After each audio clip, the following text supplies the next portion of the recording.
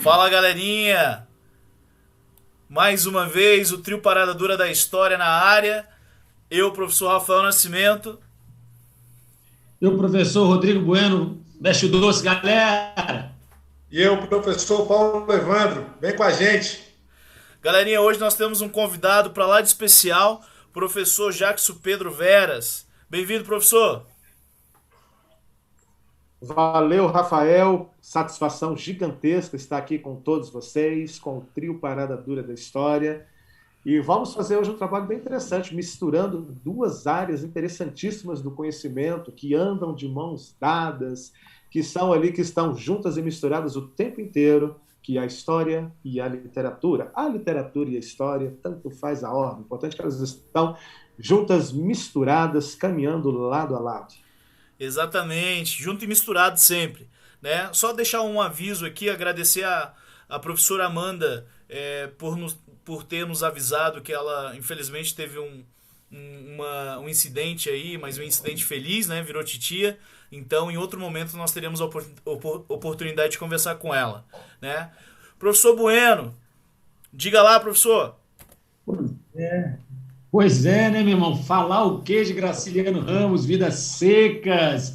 Cara, Graciliano Ramos é um romancista brasileiro. Quando a gente fala deste cara, a gente tem uma série de coisas para se lembrar. Um ponto interessante, sabe, Rafa, que é importante a gente tocar é o seguinte: o período, né, em que ele escreve toda a história de Vidas Secas, né? Uma história que remete a uma ideia aí daquela transição do nordestino para, né, em busca aí de uma cidade de melhores condições. Cara, parece que é atemporal, né, bicho? Parece que a gente está falando isso aí. Acontece dia a dia, todo momento, né? A gente está vendo isso aí, acontece o tempo inteiro em São Paulo, por exemplo, com a chegada aí dos nordestinos, Brasília, Ceilândia, aqui, nós temos aí o grande centro nordestino, fora propriamente dito do Nordeste, e aí a gente fala, né, cara, né, professor Jackson, Graciliano Ramos, que em 1938 escreve esse livro, em 37 ele foi preso, a gente tem que lembrar desse episódio, temos que lembrar que estávamos ali em meio ao governo de Getúlio Vargas, e quando Getúlio Vargas estava principalmente, né, naquele afã da perseguição ali aos comunistas, e ele foi visto como um comunista, né, até então, né, dessa maneira, até por isso ele foi preso, e aí a gente começa a ver essa obra belíssima que ele escreveu, que, na minha opinião, ela traduz muito o povo brasileiro, né, no seu dia a dia, na sua busca aí do melhor. E é uma história que conta aí o Fabiano, assim, né, assim, a Vitória, e a gente tem... E aí, professor Jacques, eu já quero começar contigo só para uma inquietação minha, sabe? Eu gosto muito de uma frase, ou, na verdade, me toca muito uma frase que ele fala bem assim, ó, pensar não leva a nada, lá no capítulo 2, pensar não leva a nada, né? Ele lembrando ali de Tomás de Bolandeira, né, na fala de Tomás de Bolandeira. E aí, professor, como é que a gente encara esta frase? Pensar não leva a nada. Pois é, Bruno. Primeiro, foi interessante você mencionar aí o contexto histórico, né, em que a obra foi produzida. Nós temos ali uma segunda geração do modernismo brasileiro, ou seja, uma proposta que começa em 1922 com Mário de Andrade, Oswaldo de Andrade, construir um modelo inédito de literatura sem aquela interferência e influência europeia. Ok, a segunda geração do modernismo, que começa em 1930, ela é a única das duas que tem uma subdivisão. Os textos produzidos em prosa, né, são chamados de romance regional de 30 e os textos produzidos em poesia moderna. O Graciliano Ramos ele está inserido ali justamente no romance regional de 30. Romance, né, histórias produzidas em prosa que trazem toda a contextualização das regiões em que eles nasceram, em que eles foram criados e que eles acompanharam bem de perto, né, todas as adversidades. A questão do pensar, nós vamos imaginar da seguinte maneira: Fabiano é o típico representante do povo, como ele mesmo diz, né, que se acha um animal, um cabra, um homem rústico. A própria tradução do nome de Fabiano significa o derrotado, como se fosse uma espécie de perdedor.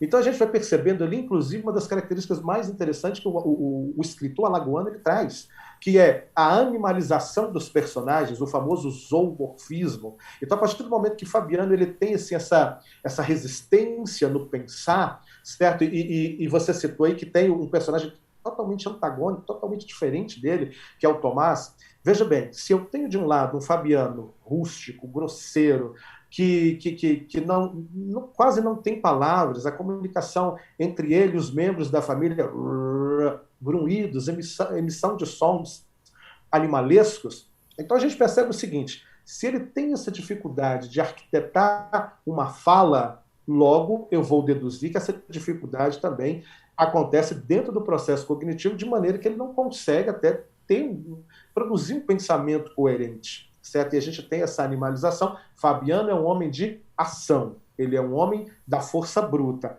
Pensar ficou para os caras do tipo o Tomás da Bolandeira, totalmente diferente do nosso protagonista. Professor Jackson, mas isso é super interessante quando você fala dessa animalização do Fabiano. Em contrapartida, né, quando nós falamos da personagem Baleia, tem em vários momentos a personificação desse animal, né, que é uma cadela que acompanha ali a família.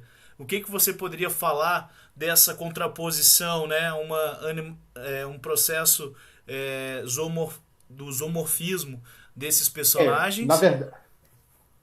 E o antropomorfismo da baleia. Olha que interessante, Rafael. Ao mesmo tempo que eu tenho o ser humano agindo, né, de acordo com o impulso, o instinto animal, eu tenho o inverso, eu tenho a antítese do Fabiano, que é uma personagem, a cadelinha, que ela tem emoções, ela se preocupa com o bem-estar e a proteção dos meninos. Sonha. O Guimarães Rosa sonha. O Guimarães Rosa ele já traz alguns animais que pensam, né? Ele já traz como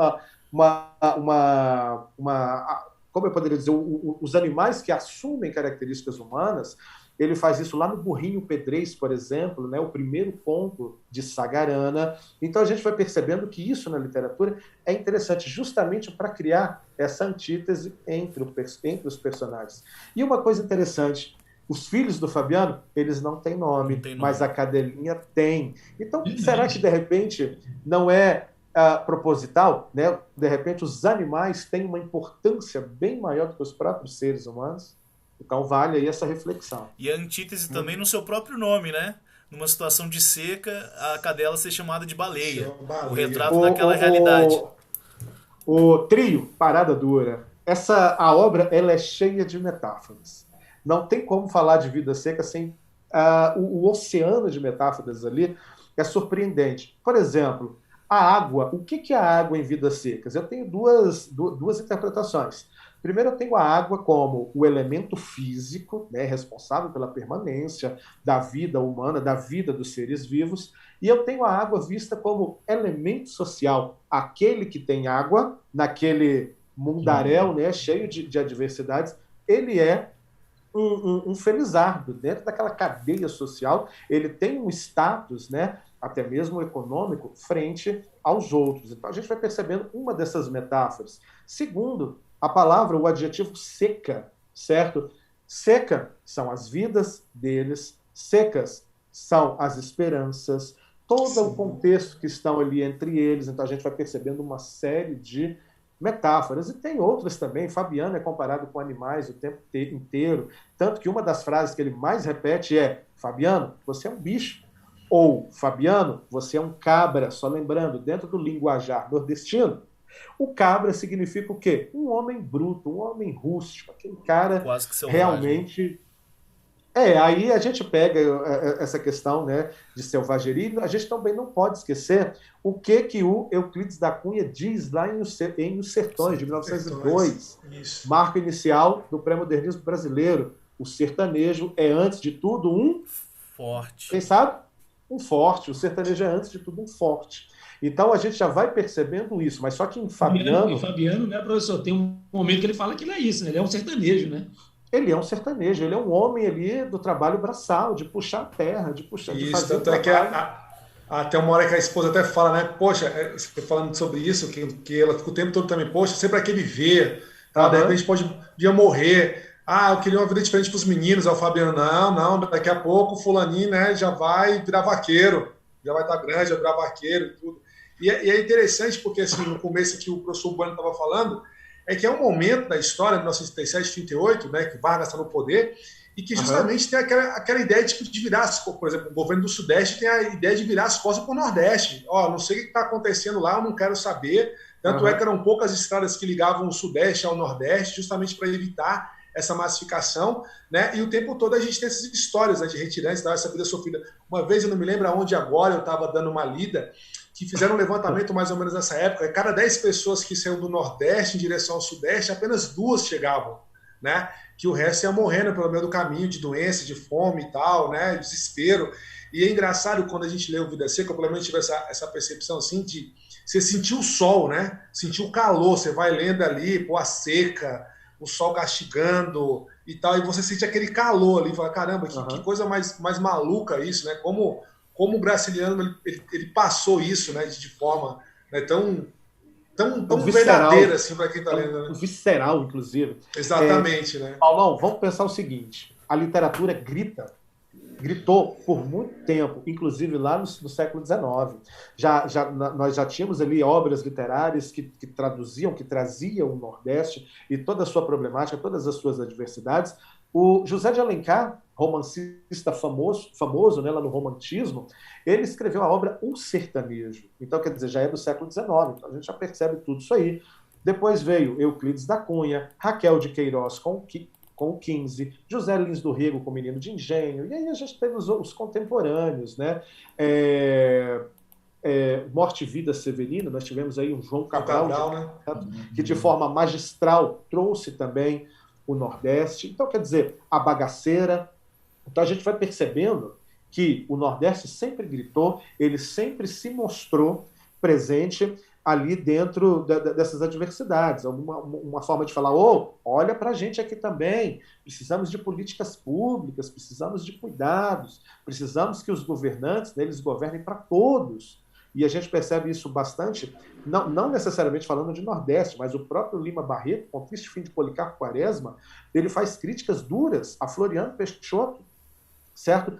Inclusive em relação à falta de políticas públicas que possam dar a todas as pessoas uma condição, pelo menos, mediana de seguirem as suas vidas. A De Raquel forma de digna. Queiroz já tinha chamado a atenção, né? O 15, bem antes. É, Isso é, e tem essa questão, né? Por exemplo, se a vida, né, fosse digna nessas regiões, o fluxo migratório do Nordeste para o Sudeste seria muito pouco, né? Não existiria.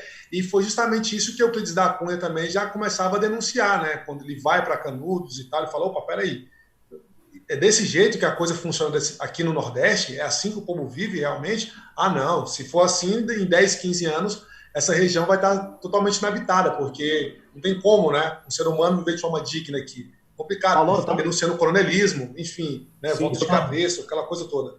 eu e estava conversando. cabe fazer um adendo nas falas, né, tanto do professor Paulo quanto do professor Jackson agora, que a gente não pode esquecer, dentro do processo histórico, quando, né, que esse momento começa a virar as costas para o Nordeste. Então, a gente vai lembrar ali, principalmente, do advento do café, né? Quando Sim. o café começa a se destacar ali, né, a partir dali de meados do século XIX, né, o café se destacando na região sudeste, todo esse processo acabou contribuindo para um esquecimento, né, podemos dizer dessa maneira, um esquecimento da região nordeste brasileira, né, por conta do café e do desenvolvimento que o café passou a trazer, né? E aí todo aquele processo, né, na região sudeste começa o seu desenvolvimento, mais à frente processo de industrialização, né, na região do Rio de Janeiro ali, depois São Paulo vindo, ou seja, a gente vai ter aí um esquecimento da região Nordeste brutal, e isso é contado pelos nossos, né, grandes autores aí, e eles trazem essa mazela da região Nordeste, né, e aí o Rafael colocou algumas imagens aí extremamente, né, interessantes, pesadas, que cabem à reflexão. O Nordeste ele ficou esquecido, na verdade, não ficou, ainda está esquecido dentro da nossa sociedade. Né? É algo que fica aí dentro do processo histórico, nós podemos dizer aí que tem 100 e poucos anos de um Nordeste extremamente esquecido pelo governo, por políticas públicas, e a gente acaba vendo aí que ele fica à margem de todo um processo, né, da sociedade. E dentro dessa discussão, professor Bueno, tem uma pergunta aqui para o nosso convidado de hoje. Né? Dentro dessa crítica social, que é uma das características, inclusive, dessa segunda geração modernista, como muito bem disse o nosso professor Jackson, como que essa crítica social ela é transposta esteticamente, né, a partir desse mestre da prosa que é o nosso Graciliano Ramos, um escritor alagoano ali, né? Isso, Rafael, eles vão reproduzir para suas produções os diálogos do jeitinho que eles são falados, ou seja, a gente vai perceber ali a valorização do aspecto oral, certo? Sem nenhum rebuscamento, a linguagem é simples, ela é coloquial, sem nenhuma edificação linguística que possa vir a atrapalhar ou comprometer a leitura e o entendimento. É uma leitura suave. Os próprios capítulos, né, os 13 capítulos, eles são independentes, eles são fragmentados, mas eles não têm aquela linearidade convencional das obras. Então, quer dizer, é como se cada capítulo fosse uma leitura diferente, de forma simples, de forma tranquila. Até mesmo, só lembrando, o Brasil, nessa época, ele se libertou de todo rebuscamento, né, que foi utilizado principalmente no parnasianismo. Então, agora é linguagem simples, transmissão das histórias de uma forma que todos consigam entender. Muito bem, professor. Eu também tenho uma certa relação pessoal com essa obra, é uma das minhas obras mais marcantes, né, da literatura brasileira, ao lado de João Guimarães Rosa, como você já mencionou, em especial Grande Sertão Veredas. Sou nordestino, minha família é nordestina, então me lembra muito. Mas de certa maneira, uma leitura precipitada e equivocada muitas vezes pode associar uma obra tão importante da nossa literatura brasileira, é um clássico, né? Mais de 80 anos, que vem gerando cada vez mais republicações, novas edições. De que maneira uma leitura equivocada pode transparecer um certo estereótipo do nosso Nordeste? Esse Nordeste atrasado, esse Nordeste marcado pela seca. Eu estava conversando outro dia, né, numa aula de literatura, e alguém me falou assim: puxa, professor, mas o Nordeste é tão bonito. Eu fui a Fortaleza nas férias agora e eu não vi nada disso. E eu falei: você foi na capital, um dos locais em que o fluxo de turistas é gigantesco, né, responsável ali pela economia, mas tem locais, tem regiões, lá na parte interna, lá no sertão, que você vai ver tudo isso que o Graciliano Ramos escreveu e muito mais. Então, quer dizer, é fácil medir Nordeste pela região litorânea, mas o que é de fato? Né? Se pegarmos o sertão mesmo, puxa, eu não conheço o sertão, mas eu ouvi falar que seria mais ou menos 50 graus na sombra. Certo? Então, quer dizer, como que as pessoas, e atividade em grande parte, rural, como que as pessoas vivem ali? Olha as dificuldades. Então, quer dizer, é preciso que a gente conheça o nosso Brasil do jeito que ele é, certo? Com toda a dimensão no aspecto econômico, aspecto social e assim por diante. Com toda a sua diversidade e contradição, né? Eu acho que dúvida, aí é o grande cerne da questão, né? Bem, eu não poderia deixar de aproveitar esse momento também. Uma outra obra que eu estou trabalhando bastante agora, até por conta da minha pesquisa, também do Graciliano Ramos, Memórias do Cárcere. Né? Ele foi... Falei agorinha com o trio aqui, antes da sua eu não poderia deixar de aproveitar a sua perspectiva sobre essa obra aí, né? Que é, de certa forma, um retrato ali da ditadura do Estado Novo de Vargas. Exatamente, Rafael. Essa obra foi escrita, né, enquanto ele estava preso.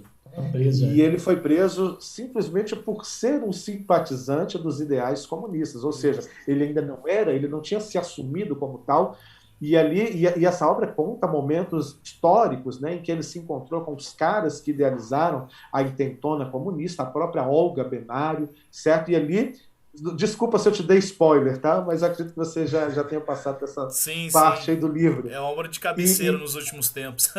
bacana. E é icônica, certo? Até mesmo eu penso, Rafael, que Memórias do Cárcere ela tem uma importância histórica tão surpreendente quanto a própria importância literária.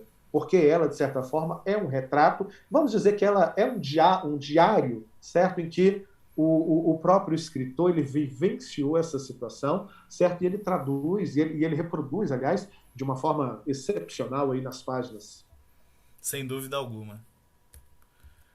Bem, galerinha, né, hoje foi aí o nosso bate-papo para lá de especial com o nosso professor Jacques Silveras sobre uma obra para lá de especial também, uma obra clássica. Por isso que nós falamos de obras clássicas, né, quando são obras que são, na verdade, sempre atuais, sempre contemporâneas, sempre nos traz bastante reflexões e discussões. Esse bate-papo não vai acabar aqui hoje, né, mas fica aí o nosso agradecimento, né, pelo professor ter participado, né, dessa nossa discussão aí sobre essa obra Vidas Secas. Se E você, contem, né, quiser explorar de uma outra forma, tem até HQ dessa obra, eu acho que a gente precisa, né, sempre ler, né, inclusive buscar formas diferentes de leituras. Então um convite que nós fazemos para você é comece por uma obra adaptada, uma história em quadrinhos e depois vá de fato a esse clássico da nossa literatura brasileira. Né? Não deixe de acompanhar e nos seguir lá no Instagram, galerinha, @Trio Parada Dura da História. Se inscreva no nosso canal, né, lá no YouTube, Trio Parada Dura da História. E mais uma vez, professor, muito obrigado. Deixo aí para você encerrar com alguma reflexão, né, com alguma contribuição do nosso bate-papo de hoje. bom, primeiramente, obrigado, Rafael, Paulão, Bueno. Fiquei felicíssimo com o convite. Quero participar outras vezes, mas seja Passou para o gente. Rodrigues, hein? Sim, seja para discutir literatura nacional, literatura russa, alemã, francesa, o que se for para falar de HQ, vamos falar de Marvel, vamos falar de DC, vamos falar de Sandman, vamos falar sobre o que vocês quiserem aqui. É só chamar que eu estaria aqui. Bom, a gente agradece, professor. A gente agradece de Obrigado. verdade mesmo aí. Pô, show de bola. Obrigado. Satisfação, professor Jack, meu amigo pessoal, mais Nós. uma vez aqui virando seu fã de carteirinha. Obrigadão por tudo, querido. Tamo junto, hein? Obrigado, eu. Falou. Valeu, galera. Aquele abraço. Se cuida, fica em casa, hein? Vai lá ler Vidas Secas. Valeu.